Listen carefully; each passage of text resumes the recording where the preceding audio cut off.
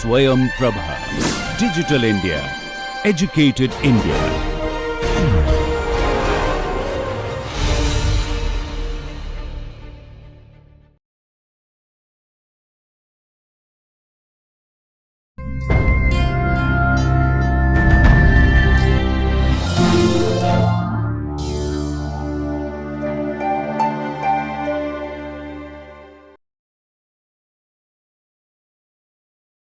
Good morning, everyone.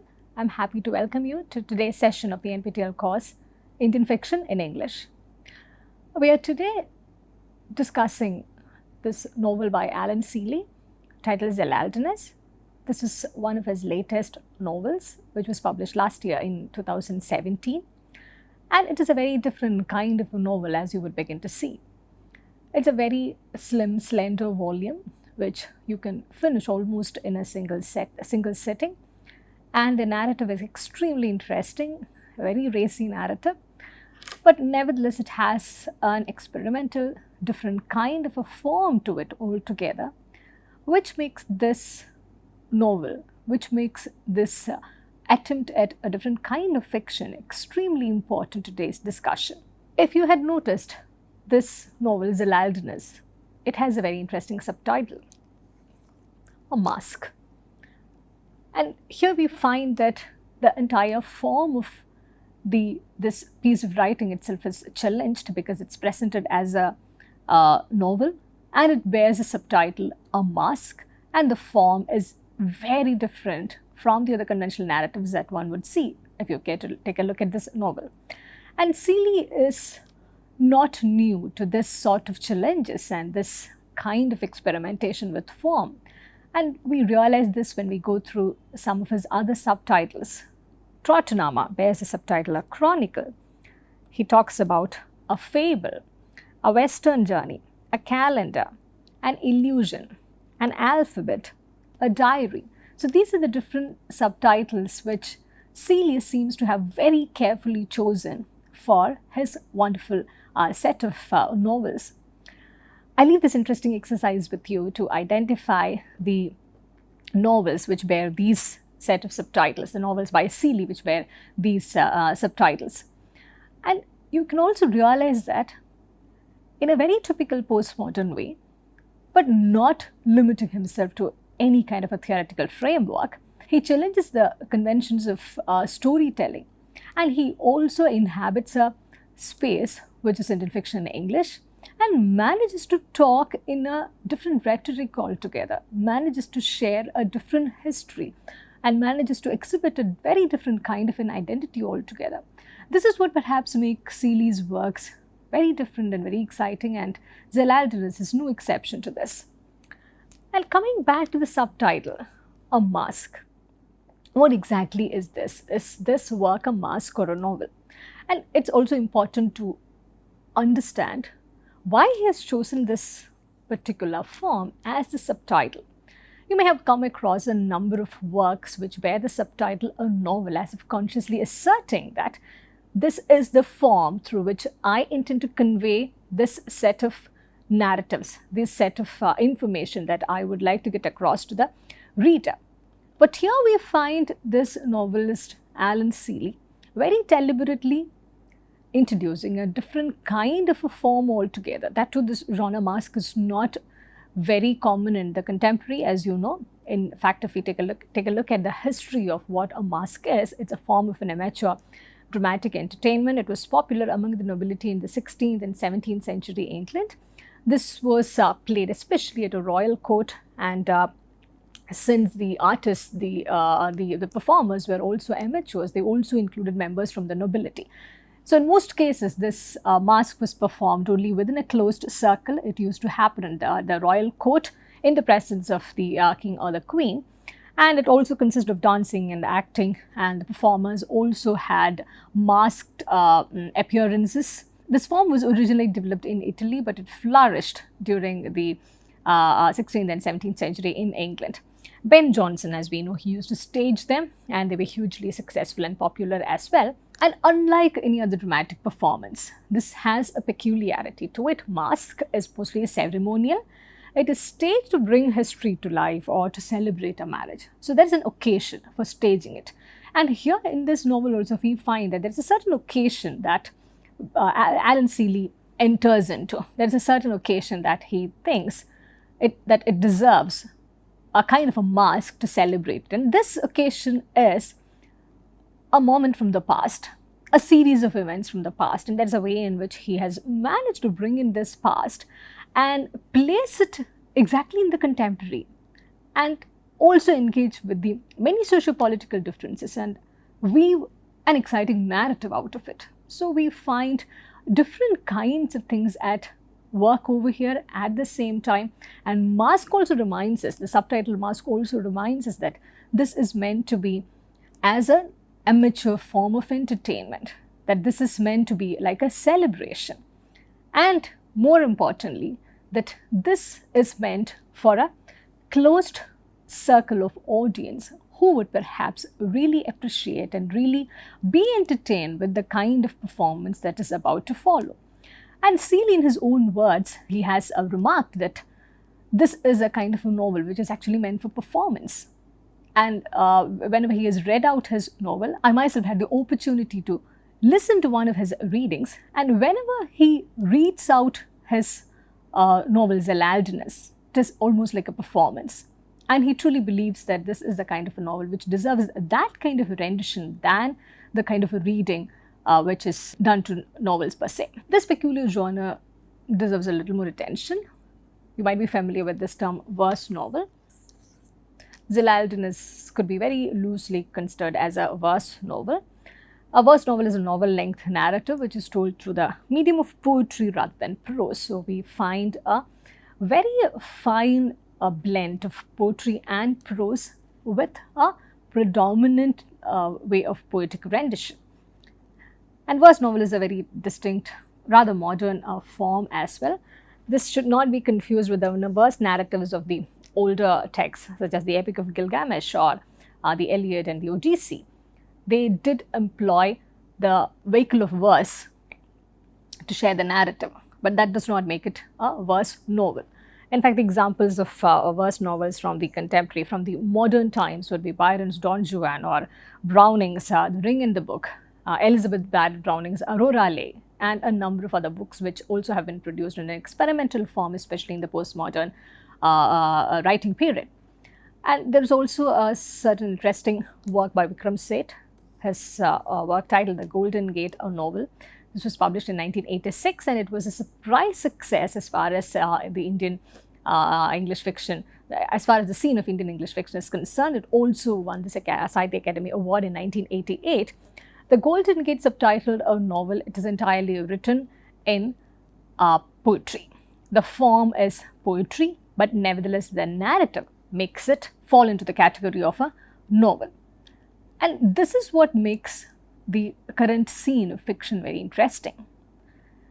In the contemporary, whether it is within the field of Indian fiction English or even outside its frontiers, we find that a lot of experimentation is happening as far as fiction is concerned. And it is a rather interesting and fact that Indian fiction is also participating in this move towards making the space of fiction more dynamic, more entertaining, and more experimental to begin with. And about Irwin Allen Seeley, he is a very different kind of a novelist as far as his identity, the labels attached to his identity are concerned.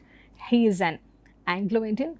He is one of the Stephanian writers. He also went to St. Stephen's around the same time when the other Indian fiction writers such as Shashi Tharoor, Mukul Keshavan, etc. were also at St. Stephen's. He was a Booker nominee, he was a Padma Shri awardee, and as an author, we find that in almost all of his works, his mastery over poetic prose is very evident. And it's only in Zelaldinus, however, he makes his deliberate attempt to the entire narrative in the form of poetry itself. Even otherwise, we find that he always loves to experiment with different kinds of form, and that is something which makes his writings extremely distinct and very unique in comparison with the others. And coming to talk about his identity, though He is an Anglo-Indianist fan and a Booker nominee at Padma Shri awardee, and many things rolled into one. We find that there is no conscious construction of any identity that one could begin to identify in any of his works. In his own words, each individual project seems to have its own logic.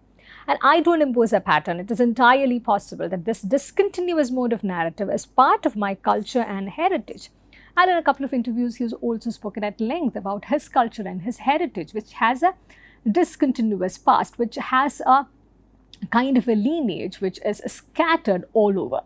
And this Anglo-Indian identity, which is inherent to his being in some form or the other, does not feed very directly into his writing. In fact, except for his seminal work, the Tottenham, a chronicle, he has not really engaged actively with the Anglo-Indian community or the identity. However, incidentally, his latest work, Zelaldinus, has an Anglo-Indian character named Percy, and he himself has again disclosed in a couple of interviews that the formation, the presentation of the character of Percy is also in a way through which he maintains to reflect a certain part of himself into his work of fiction.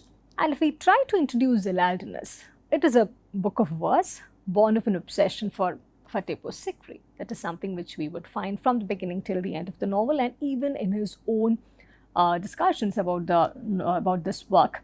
Seeley has always very consciously spoken about his obsession with this city, Fatehpur Sikri. And the title Zelaldinus is from the Latin name given to the Mughal Emperor Jalaluddin Akbar by the Jesuit priests who were at his court during his reign. And in the letters that they wrote back to Rome, they refer to Jalaluddin Akbar as Zelaldinus, and this is where this work gets its title from. And if I try to give you the plot of this work in a single line, this is the story of Percival. He's an Anglo-Indian man with a lover in Pakistan who goes to Sikri and meets a ghost of Akbar, and then they talk of India. And there are a lot of cross-border discussions, and many contemporary things also come into the fold of narrative. And this is, of course, a kind of a union between the past, the Mughal past, and the present, which we share with this nation.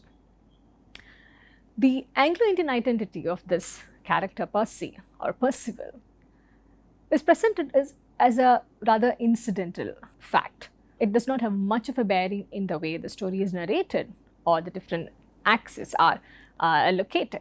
The idea of history in Zelaldinus comes across as extremely interesting, and it is also a very unique fact that in most of the reviews, the idea of history is at the central point of discussion.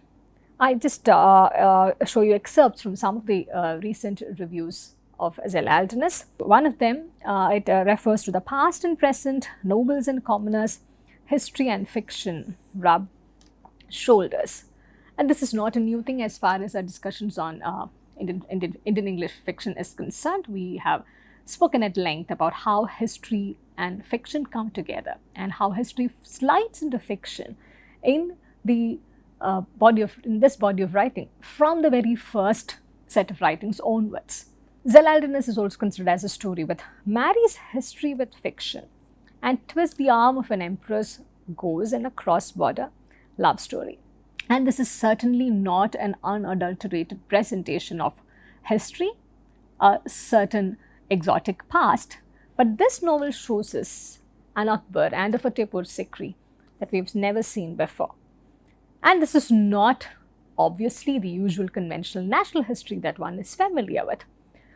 This also, not only does this work of fiction traverse across the borders physically, it also traverses across the borders of time. So we find the Mughal history, the Mughal past, seamlessly blending into the contemporary history, which apparently has its beginning only with the colonial moment. So there is a certain glossing over which takes place, which completely negates this idea that the history of this nation only begins with the colonial past, only with this break in the form of a colonial encounter. And this sort of a an approach towards history is extremely important and imminent in this contemporary, where we find an increasing amount of fragmentation and disorientation in terms of understanding history. So here is Seeley, a very gifted artist, a very talented storyteller, who is inviting us to look at the Mughal past as a shared form of history, which is continually woven into the contemporary, which is continually woven and rather forcefully made to sit together with the many events of the contemporary present. This bit of a background is also important and useful in understanding the context in which the novel is written. The novel also tells us that until Attilio Petrucciolio in the 1980s paid attention to Fatehpur Sikri and did an extensive work on its architecture, nobody had cared to do a proper survey of this fantastic city. And this serves as one of the starting points for Seeley himself to begin engaging with this city as a builder. So at some level, Seeley also sees a bit of himself, or rather we can see a bit of Seeley in the character of Zelaldinus, because both of them were builders in one form or the other.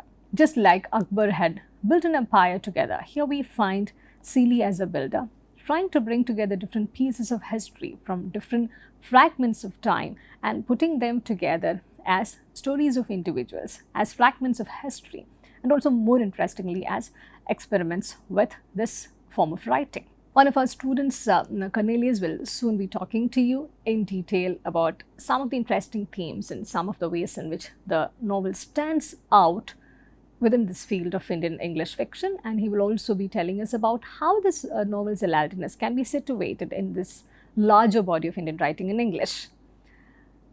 And before we listen to that presentation, I want you to go through this introduction in the novel. I read to you this excerpt from Zelaldinus. And as the ectoplasm coalesces, as ectoplasm can, into neither palm nor camel, but pre-existent man, the air fair crackles in a bitter natural breeze. So squirrels freeze with upright hackles, and then he is standing there, mild in his seersucker whites, this king of kings, light of the world, trampler of tyrants, etc., etc., Zelaldinus himself. We find that there's a lot of intertextual references here. Light of the world is obviously from the Bible. We find him using images from different disciplines and different sites. And there is also a way in which, as this narrative progresses in a very elegant and a very profound fashion, he also uses etc., etc., to trivialize many of the things. So this is the beauty of this entire narrative. We find the coming together of many tones, many images, and different kinds of languages. And the poetry, the beauty of the poetry in this, as you can see, it is really hard to miss. Because all said and done, just like Seeley is a master of narrative, he's also a master of form. That is something which will be evident in the way he has constructed this novel. And as Cornelius would soon unravel to you some of the mysteries behind this novel and also share some of his insights from his own reading. I thank you for listening to this, and I also invite Cornelius over. Good morning all. Today I will be presenting on Zelaldinus, a Masque, written by Alan Seeley. The objective of my presentation is to carry you all through the ideas, themes, plots, narrative style that are being used in the novel, and to find out where actually Zelaldinus lie in Indian fiction in English. Before going into the presentation, I'd like to quote few sentences that was said by John Mee and K. Sachidanandan about Alan Seeley and his works. The first one is by John Mee. He quotes what Alan Seeley had said. Alan said that there are countless Indian forms that can be revived and intelligently reworked so that Indian modernism need not be a wholesale imitation of foreign objects. And the another one is Alan Seeley was an experimental Indian novelist who chose to write from the tradition and presented it in untraditional view. So these two phrases are very relevant in the works done by Alan Seeley, because you can see like all of his works differs from each other based on their styles. About the author, Irwin Allen Seeley, commonly known as Alan Seeley, was born in 1951 in Allahabad, in Uttar Pradesh. He did his schooling from La Méritairie School in Lucknow, and he shifted to Delhi for his higher education at St. Stephen's College. He started his literary career in 1988 with the novel Trottarnama, a chronicle, which is believed to be written before Rushdie's Midnight Children, but was published much later. Yeah, these are few of his other novels that he wrote. Hero, a fable, From Yukon to Yucatan, a western journey. It's a travelogue. And The Everest Hotel, a calendar. The Brain Fever Bird, Red, an alphabet. The Small Wild Goose Pagoda, and Almec. Zelaldinus, a Masque, on which I will be presenting. So, reception of his work. Like most of his works are not published in India except Zelaldinus. His Trottarnama was a very critically acclaimed book that got very much attention even in India, even if it was not published in India. So, all of his works are critically acclaimed just because of his unconventional style that he uses in writing and the unconventional plot that he uses. His unconventional way of writing bagged him many awards like Commonwealth Writers' Prize in 1989, Sahitya Academy Award in 1991, Crossword Book Award in 1998, and Padma Shri in 2012. About the book, as I have said earlier, most of his books are not being published. It's the only book, Zelaldinus, which was published in India in 2017 by Elf Books in New Delhi. The most interesting thing about the book, the cover itself, other than the content it has inside, is the cover itself, in which Akbar is depicted with a pleasant and modernist twist. He wears sneakers and carries a modern stereo on his shoulder. It is reflective of the life which Akbar, now a far cry from his historic royal self, desires as a commoner, to be able to do common things, to be able to live a commoner life. So yeah, I found the cover photo itself very interesting, wearing green sneakers and all. Also, the interesting fact is about the title of the book itself, Zelaldinus. Zelaldinus was taken from a historical letter that Jesuit father wrote to Rome, I guess, where he mentioned Jalaluddin Akbar as Zelaldinus. Yeah, about the novel. So, as Sachidanandan told that Shelley is an experimental Indian novelist, he becomes an experimental even in Zelaldinus by writing a prose in the form of poetry. These are few of the images that I took it from the book. So, you can find that almost 3/4 of the entire book is in the form of poetry. Only some parts are there in the form of prose, in prosaic form. The book is discursive and extravagant in nature. Like there is no linear flow from one chapter to other. Suddenly, at first it will be talking about the priest, and then from the description of priest, it will suddenly move to some other incident that is not related to each other. Yeah, the novel is a historical fictional novel with realism in it. The story starts in summer at Fatehpur Sikri with description of Akbar's palace and his chess game that he used to play using human pieces. It's a historical novel because the first starting itself says about the history of Akbar and his palace where he used to play chess with humans of his court placing and playing. And the narrator here comes for a trip at Fatehpur Sikri and resides at Hotel Trishul. So that's like suddenly from history comes the fictional part, the present, past to present. So yeah, during his visit in the palace, the very next day, Irv meets the ghost of Akbar, Zelaldinus, at the fort. So like after meeting Akbar, he suddenly recognizes Akbar through the photos that he sees in the history books and all, and even Akbar recognizes Irv and they become friends. Like yeah, since Irv is not carrying any cameras or something, he becomes friend with Irv and Zelaldinus. He becomes a tour guide and shows the entire palace and describes each and everything that is present there. He narrates the story of Mughal Empire, the rich and varied culture life of Mughal dynasty. During that summer visit when Irv meets Zelaldinus, the entire summer is gone by the description of the palace life, the people that used to be in the palace, like the 9 jewels of like Akbar dynasty. The summer it ends with a quarrel between Irv and Zelaldinus regarding a topic of justice. Like he asks what justice, Zelaldinus asks what justice means to Irv. So the answer that Irv gives was not expected by Zelaldinus. So, and also Zelaldinus asks what Irv does for his livelihood. So he says that he is a writer. Then he insults Irv for being a writer. So this is the first section of the novel. The second section of the novel, we can see a story within a story in the second section of the novel. In the second section, it starts in winter where Irv returns back, and this time also Zelaldinus, he warmly welcomes Irv and apologizes for his previous rude behavior on his work. Then to convince Irv, he says that okay, it's not a bad job, even my friends were novelists, they used to write all those things, and he requests Irv to create a story for him so that he can actually go out of the palace where he is totally frustrated and lead a common life out of his noble life that he was living in that area. So here in the second section, Irv introduces Percy, who is from Kolkata, who is actually in love with Nas from Pakistan, like the online love. Like there's a strange blend of history and fiction in introducing Percy itself.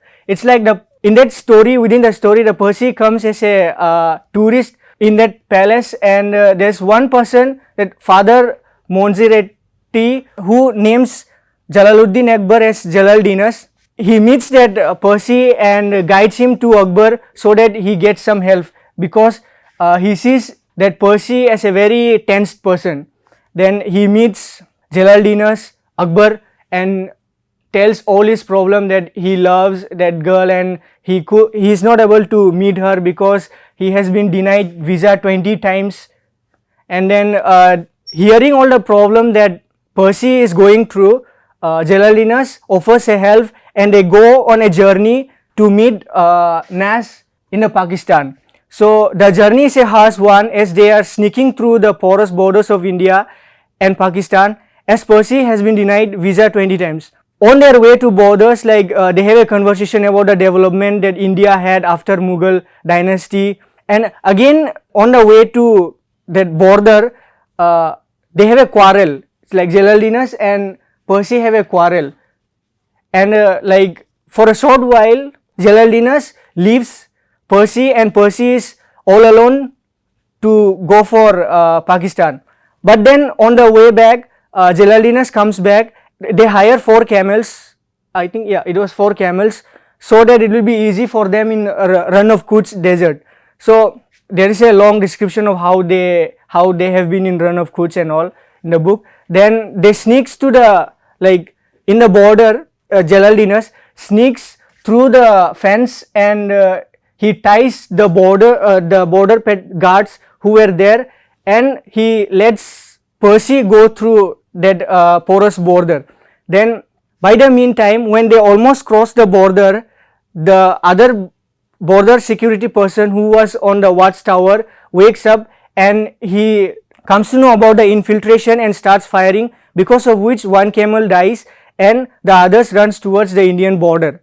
So finally, after long struggle, they managed to cross the border, after which they board a train without any tickets and moved towards Karachi to meet Nas. This was the second part of the novel, second section. The third section of the novel is during the springtime, in which Irv comes back to the Fatehpur Sikri and have an internal monologue about the beauty and hype of the dead city.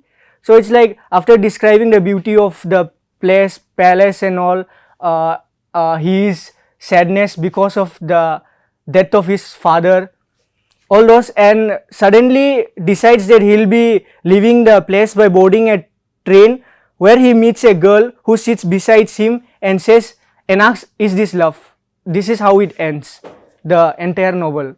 Yeah, so this was the summary, and like along with the form of writing, the unique feature about the novel is that there are a lot of postmodernist elements present in the novel.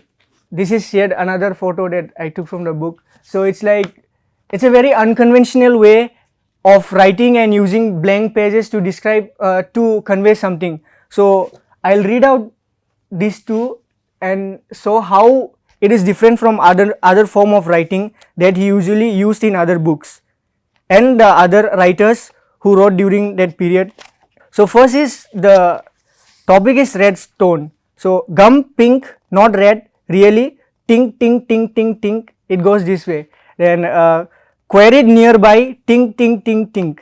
So you can actually get how he writes. Yeah, and second one is about the Victory Gate. It's a statue. So there he writes an entire sentence in just one line without any space and all.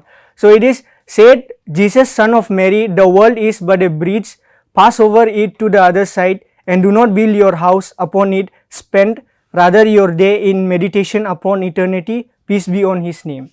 We can also see a lot of binaries in the novel, like history and fiction, the history of Mughal dynasty, and how Irvin Percy is yet another character who tries to blend with the history of Mughal dynasty. Even the characters are historical and both fictional. Say for example, the character, the Jesuit priest Monserrati, he is presented as a historical figure as well as a fictional figure during the time when he meets Percy. And also there is a blend of both history and fiction. The evacuation of Fatehpur Sikri, according to history, is that Akbar lost interest in the palace after the death of his 9 jewels. It is said in Amar Chitra Katha. In this novel, it is said in somewhat in a fictional way. Seeley says that it happened because one brown coin had lost its circulation. Because of that, the entire place was deserted. And the binaries of present and past is also can also be seen. It's like Akbar being the past, Irv being the present, all that. And the clash between traditional and modernity is also there. It's like during the debate between justice, Akbar tries to show the traditional view of justice, whereas Irv tries to show the modern view of justice, which clash among each other. We can also see few imageries in the work, like the porous border between India and Pakistan tries to show the porous border between poetry and prose itself. And the first, I think the second or third chapters where when Irv goes for a trip to that Fatehpur Sikri, he takes only a Bisleri bottle with him and does not take camera. I think Seeley tries to show something out of that, like in an article that was written by John Mee, it says images are framed and focused in ways which always leave something out of the equation by analyzing looking through the glass novel. By saying that he is not taking camera, he tries to show that he is trying to show the left out part of the Mughal history through this novel. The next part of my presentation is where to place Zelaldinus. Should we place it in the 1980s or 1990s, or keep it as a part of this and let the future decide where it falls? So I'll be giving out like part by part. So the novels of 1980s and 1990s explored the conflict between tradition and modernity in contemporary India without simply privileging one over the other. Like it was done in The Last Burden that was written by Upamanyu Chatterjee in 1993. So even in Zelaldinus, the conversation between Irv and Zelaldinus and Percy on the topic like development of India that came after the collapse of Mughal Empire, and also on the topic of justice, it says that there is a conflict between tradition and modernity, but however Seeley does not say that okay the other one is more superior than the other. Yeah, the second one is the novels of 1980s and 1990s try to connect nations and individuals even as they divide them. So this is yet another example from Shadow Lines written by Amitabh Ghosh in 1988. So we can see yet similar traits in Zelaldinus, like the love story between Percy and Nas tries to connect the nation and remove hatred through love. The next one is the novels are interested in recuperating history squeezed out of the states, homogenizing meat of the nation. In Shadow Lines and Midnight Children, we can see that in parallel with Zelaldinus, we can say that Zelaldinus shows the glorious history of the Mughals and signs of unsung bravery of Akbar, and also by reciting his crime through mockery.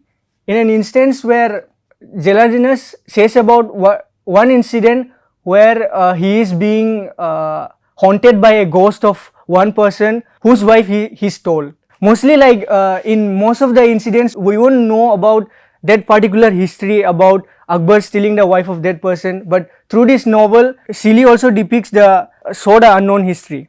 And the next is all of the novelists of 1980s and 1990s share an interest in retrieving suppressed histories. They all at the same time foreground in different ways the act of narration. Like I have said earlier, it sings the unsung history of Mughal dynasty using the voice of Zelaldinus. The novel wants to show the unknown Mughal history that are being suppressed and that are left out of the frame of that photo. Yeah, this is yet another phrase that was there in Midnight Children by Rushdie, chutnification of history. I like to say that Zelaldinus is a chutnification of Mughal history in order to save the tanginess of Mughal history. It's like Seeley is trying to depict the Akbar dynasty in a form that it does not change the total history, but slightly in a different way. I like to conclude by saying that presently I don't think we'll be able to place the novel out of 1980s and 1990s and make him yet another Rushdie of the early decade of 21st century. But I think all the characters that the novel has shares a common tradition of the novelist of 1980s and 1990s. Until a few decades is passed and another few more writers that plays with form of writing comes up in the near future, I think we can place Zelaldinus with the canon of 1980s and 1990s. Thank you.